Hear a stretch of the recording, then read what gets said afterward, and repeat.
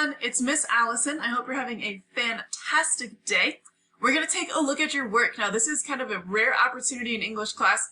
We actually have your work set up for you for the week because your goal this week is to take that planning sheet that we started last Friday and get it into a short story. So let's take a look at your directions for the week and make sure you understand what you need to know how to do.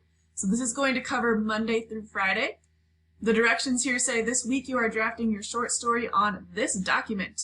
This document outlines the work you need to have done this week and offers steps to work on each day. Your job is to follow the directions each day and keep up with each day's work. If you want to work ahead, you may. Please also note the resources listed after Friday. Happy writing! So let's take a look here. So you can see here's a table of contents, and if you click on it, it'll take you to the specific day you're working on. But I'm going to show you a quick overview. So you will see at the beginning what you need to do that day. So here's your learning target, and by the end of today I have to have these items done. So for Monday, for example, you need to do a Google form and complete that planning sheet by the end of class. Okay? On Tuesday, it has another direction here for you, so you can see that you're going to complete this section of your short story today. You have your learning target. Down here, there are some directions about what you need to think about for which part you're drafting. In this case, it's your exposition. And then here is where you will do your writing. So you're going to draft it piece by piece. And the goal is by the end of the week, by Friday morning, by the time class happens, you have a completed short story for someone to take a look at, okay? So we're going to go through and do each piece here. So for example, we chunked it up for you. So Tuesday, you're only doing the exposition and initiating action. Wednesday, you'll be looking at the rising action, and there are some things to help you within here I need you to read. Thursday, you will be doing the climax of your story and the falling action, as well as the resolution.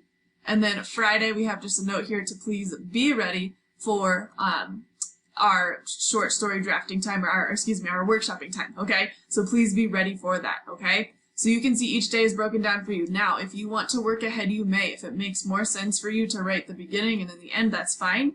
What we need from you is to make sure there is work every day. At the end of class every day, boom, 9:45, Mr. Wolf and myself are going through your assignments to make sure you're keeping up. That's how we know you are participating. That's how we know that you have attended class that day. So by 9:45 each morning, it needs to be done, okay?